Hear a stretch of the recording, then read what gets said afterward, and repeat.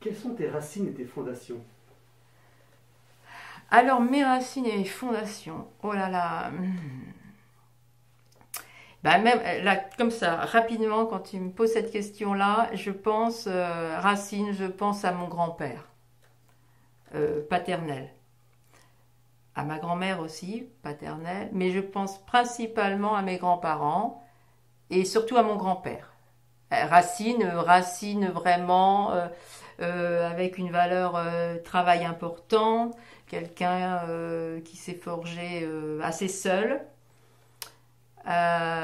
et qui a aussi aimé des projets, qui a entrepris, euh, où la famille était importante parce que c'est quelqu'un qui n'avait pas eu de père, voilà, il a bien sûr un père biologique, mais et moi je me suis assez construite avec cette génération, avec les grands-parents.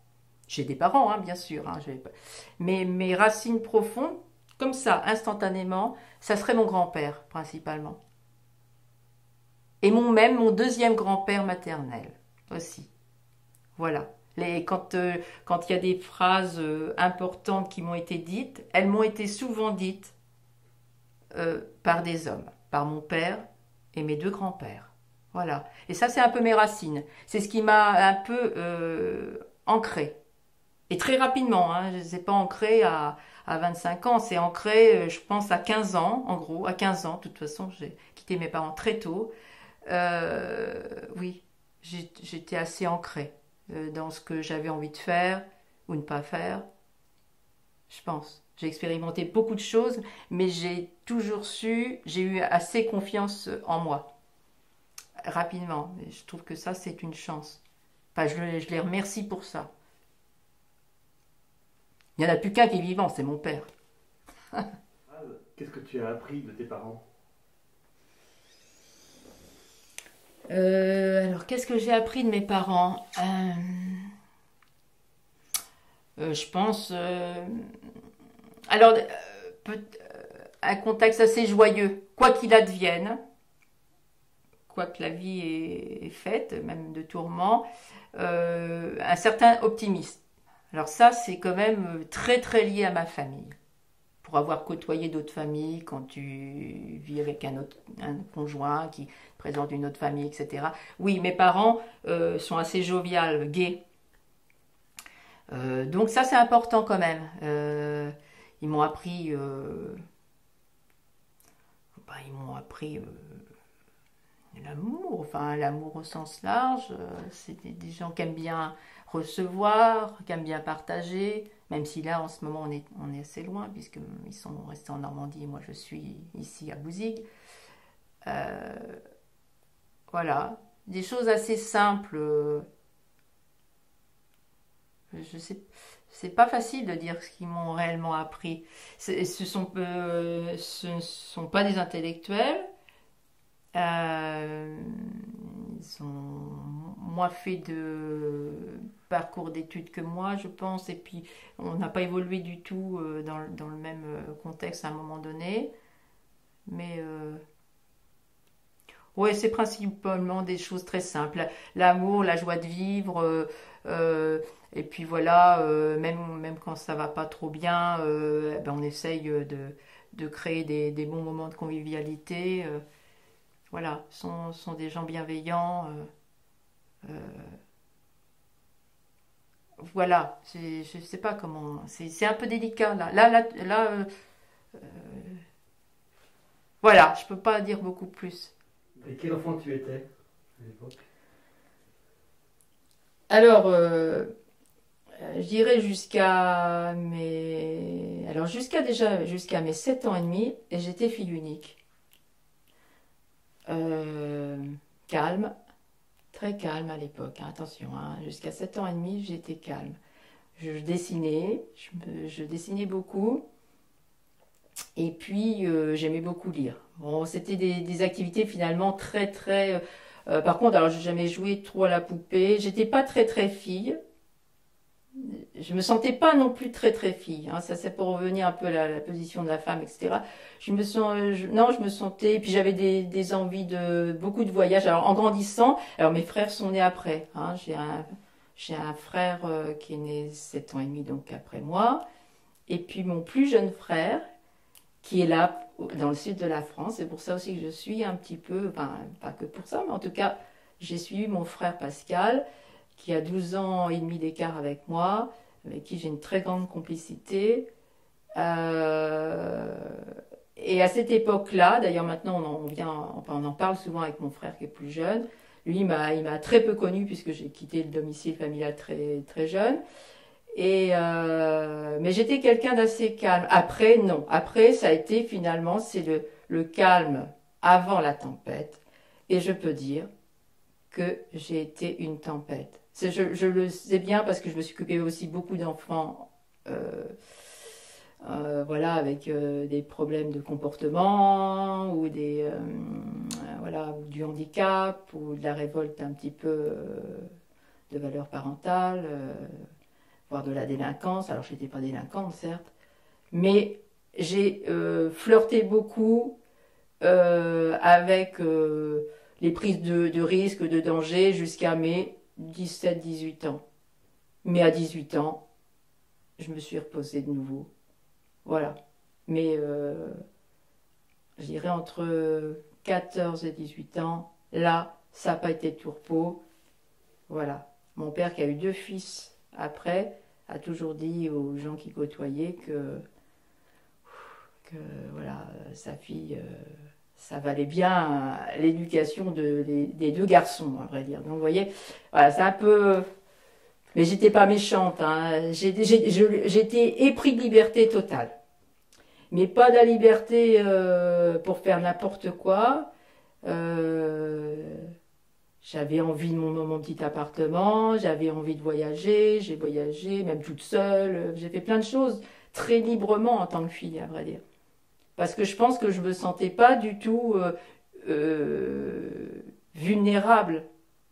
C'était un peu invincible dans ma tête, un peu. Je crois que j'ai eu beaucoup de chance aussi. Voilà, ça, je crois que c'est une période où j'ai eu de la chance. Voilà. Et quels étaient tes rêves? À l'époque, adolescente, là, par là. Oh là là là là, alors principalement j'ai eu une vague Pérou, parce que c'est un peu... j'ai eu une vague où je me voyais, alors j'écoutais de la musique péruvienne, voilà, je m'étais fait des flûtes de Pan, enfin tout le folklore, hein, mais j'y repense, je me vois encore, hein, j'avais le poncho, bon, ça voilà. Donc il y a eu une période Pérou, j'y suis jamais allée. Hein, et je pense qu'il vaut mieux que je garde cette image de Pérou parce que même encore, j'écoute encore de la musique péruvienne. Hein, ça me fait rire parce que de temps en temps, je retombe sur des choses que j'écoutais un peu en boucle à l'époque. Après, j'ai eu une vague oh, un peu de voyage, mais bon, l'Inde aussi, bon, ça c'est assez commun, à vrai dire, maintenant. Mais bon, j'ai eu cette période-là aussi, avec tout l'attirail de Babacool et compagnie. Euh, et puis est venu progressivement le rêve. Il y a eu aussi un rêve très très matériel, c'est que je voulais vraiment qu'on fiche la paix et puis donc avoir ma petite autonomie. Donc ça, c'est dès que j'ai eu mon premier petit appartement à Venelle-aux-Champs, ça je me souviens, à Caen, donc en Normandie. Euh, j'ai pu me poser et j'ai pu être vraiment moi. Enfin, vraiment où je me suis dit, tiens, ça y est, c'est mon espace. Je peux recevoir comme je veux ou pas recevoir. Finalement, je me suis aperçue que, au bout du compte, j'étais très bien tranquille dans mon petit appart et puis je faisais comme un peu de travail social, donc je voyais beaucoup de gens à l'extérieur. Donc dans ce petit appartement Venelle-aux-Champs, c'est là où d'ailleurs est née ma première fille. Donc je suis restée quand même assez longtemps dans ce petit appartement Venelle-aux-Champs. J'aimais bien, j'aimais bien le nom de la rue. Et puis le petit coin là. D'ailleurs, qui n'a pas changé, je suis allée voir. Ouais. Moi, je suis quelqu'un de nostalgique. C'est la vieillerie, c'est la vieillesse qui me guette. Voilà. Durant ta scolarité, quel élève tu étais? Alors, eh bien, ça peut surprendre, mais non, mais j'étais très bonne élève. Alors, ça existait encore pour ceux qui ne connaîtraient pas ça, jusqu'en... En tout cas, j'ai été une très très bonne élève, vraiment très très bonne élève, jusqu'à la fin du CM2. Alors là, j'ai eu tout, hein, l'appareil photo en prix, des gros bouquins qu'on nous donnait, enfin tout ça. Alors, bon, il y avait les grandes images avec les petits bons là, bon tout ça j'en avais plein, hein. Je me souviens, des signes, des machins, enfin des oiseaux, des machins. Pour ça, j'ai eu tout ça. Donc, très bonne élève, mais alors si j'analyse bien, c'est que j'étais quand même assez craintive. C'était pas tellement pour faire plaisir à mes parents ou pour me faire plaisir. Je pense que j'étais un peu pétocharde à l'époque. J'avais peur d'une directrice d'école, qui s'appelle Madame Roquet, et à son âme certainement, parce qu'elle était déjà très âgée à l'époque. Mais Madame Roquet, elle avait une méthode pédagogique terrible, qu'ont vécu certainement plein d'élèves à cette période-là. Mais quand on était convoqué dans son bureau, elle avait une grande règle et on mettait au bout de la table ses doigts. Ça m'a été reporté parce que j'étais tellement bonne élève que moi, j'y suis jamais allée dans ce fameux bureau. Et hop, elle tapait, hein. Donc, jusqu'en CM2 à l'époque, j'ai eu ces prix-là. Donc, bonne élève, honnêtement. Et puis honnêtement, sans trop d'efforts. Bon. Et puis après, sixième, troisième, totalement changement, parce qu'à l'époque, les garçons et les filles, ça a été les premières classes en sixième où on était garçons et filles. Donc ça a déjà commencé à être une petite perturbation, parce que j'étais toujours bonne élève, j'étais même très bonne en maths, je me souviens. Et comme j'étais très bonne en maths, avec une autre copine qui s'appelait Laurence, on avait même droit, je crois que ça ne doit même plus exister maintenant, mais notre prof de maths, à l'époque, on avait l'autorisation de faire un petit spectacle, parce que moi j'aimais bien la danse, je faisais de la danse, mais pas en cours, hein, je créais mes propres danses, avec ma copine, hein, et elle nous autorisait, devant la classe, à se produire. C'est super, une méthode pédagogique super. Alors là honnêtement, ça j'en ai très bons souvenirs. Donc sixième, ouais, jusqu'en troisième, j'ai pu me produire à faire des danses, des trucs comme ça. Donc j'ai bien travaillé, hein, bien travaillé et je me suis bien amusée. Donc il y avait vraiment plaisir à être, je peux pas dire que j'aimais pas l'école. Mais avec un petit fond d'anxiété quand même, hein, sérieux quand même.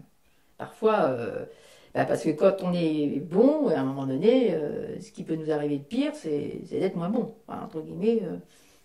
Et c'est ce qui arriva. Enfin, c'est arrivé, je crois, malheureusement, je pense, hein, mais je pense à mon premier chagrin d'amour. C'est arrivé là. Sinon, je pense que j'aurais fait des études. Alors, je voulais être laborantine à l'époque, donc dans la recherche. Voilà, dans la recherche. Alors, c'est peut-être pas forcément si éloigné de ce que j'ai fait après, mais un autre type de recherche. Mais voilà. Et puis là, est arrivé ce qui arriva. Vraiment un très très grand chagrin d'amour. Et comme j'étais une nature entière, j'ai vraiment eu beaucoup de peine. Ouais. Et j'y pense beaucoup. Ça a été terrible, hein. Ça a été terrible. J'ai voulu être consolée. À l'époque, il y avait les bandes de copains, etc. et tout. Non, ça a été un peu long à me remettre de cet épisode-là. Donc, j'ai décroché. Ce qu'on appelle les décrocheurs sérieux, hein, c'est-à-dire ne plus aller commencer un peu à mentir, ne plus aller en cours. Voilà. Et puis me désinvestir totalement de tout ça. Hein. Donc la déprime, quoi. Un genre de déprime, de révolte-déprime. Je crois que j'ai eu les deux à ce moment-là. La révolte et la déprime. Quels étaient tes rapports avec ta fratrie? Bon, alors, donc moi j'étais la fille unique, hein, et je n'ai donc pas de sœur. Hein, fille unique pendant 7 ans et demi, après mes deux frères. Alors, j'ai deux frères qui sont très très différents. J'ai mon frère donc, qui est né après moi, Olivier, qui a un itinéraire très très particulier, bah, je dirais, sans être péjoratif, c'est un peu l'histoire de Tanguy à la maison. Hein. Donc voilà, c'est quelqu'un qui est resté avec mes parents à la maison. Hein. Alors j'en parlerai peu parce que je le connais pas beaucoup dans son intimité, je dirais. C'est quelqu'un que je ne connais très peu. Pour plein de raisons, parce que je suis partie tôt de la maison, mais c'est pas l'unique raison, parce que je reviens bien chez mes parents. Mais c'est quelqu'un qui vit quand même assez dans sa bulle, hein, dans sa bulle de protection. Voilà, c'est quelqu'un de fragile. C'est quelqu'un avec qui on se connaît peu vraiment, sur le mode intime. Voilà. C'est quelqu'un aussi, je pense à la disparition de mes parents, avec qui il faudra que je m'occupe peut-être un peu plus parce qu'il n'a pas quitté le domicile familial, qu'il ne souhaite pas hein, le quitter. Donc je pense que ça sera un peu compliqué, je pense, à gérer. On attend de moi, en tant que fille aînée, l'aînée, hein, la position de l'aînée, de gérer. Mes parents ont toujours attendu ça de moi, hein, de gérer les situations de crise, de gérer des problématiques, etc. Voilà. Ça, c'est un peu costaud là-dessus. Et puis mon second frère, avec qui il a vraiment... c'est très très différent. Déjà, c'est deux natures différentes. Pascal est très gai. Enfin, c'est un optimiste dépressif, je pense. Je le dis souvent comme ça. Mais c'est quand même quelqu'un de très jovial, très dans la rondeur aussi. Voilà, il est pas. Enfin, moi, je suis relativement, et encore j'ai grossi, mais voilà, il est bien costaud. C'est quelqu'un qui est pas du tout intellectuel, alors qu'il n'a pas fait beaucoup d'études, mais alors qu'il a énormément travaillé, qui travaille beaucoup, qui est dans le dynamisme, qui est dans la joie de vivre. Et on se partage, mais on n'a pas des souvenirs d'enfance vraiment, parce que c'est des souvenirs finalement plutôt de grande sœur. C'est moi qui l'ai un petit peu aidé à apprendre à lire, à écrire. Et je pense il n'avait pas été diagnostiqué, mais je pense qu'il avait des problèmes de dyslexie et tout ça. Donc il avait vraiment des problèmes d'apprentissage, hein, ça je me souviens très très bien. Et puis je l'ai accompagné même pour la recherche de ses premiers jobs, il me faisait relire ses CV, choses comme ça. Donc il y a eu un côté un peu maternant. D'ailleurs, de toute façon, je suis sa sœur, je suis sa marraine, je suis son témoin de mariage. Ah, c'est pas mal déjà. Hein. Je crois que c'est tout, mais c'est déjà pas mal. Voilà. Et je suis quand même un peu sa confidente. Hein. Je pense que... Donc on ne s'est pas loupé en relation. Même si on n'a pas vécu des souvenirs d'enfance, je peux pas, quand j'écoute des copines ou des copains qui me disent « Ah bah tiens, avec mon frère, on faisait ceci, cela, où on allait... Non, j'ai pas confié mes chagrins d'amour à mes frangins, j'ai pas vécu des choses, on n'est pas sortis ensemble pour faire voilà, des soirées en cachette, voilà, tout ça, non, tout ça, non, je connais pas ça.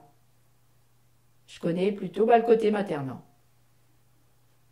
Même pour mon frère avec qui j'ai peu d'affinité, ça demeure du côté, entre guillemets, de protection et pour l'instant, je protège le choix de mon frère, de sa fragilité, et de mes parents qui souhaitent le garder auprès d'eux pour l'instant jusqu'à leur mort, je crois.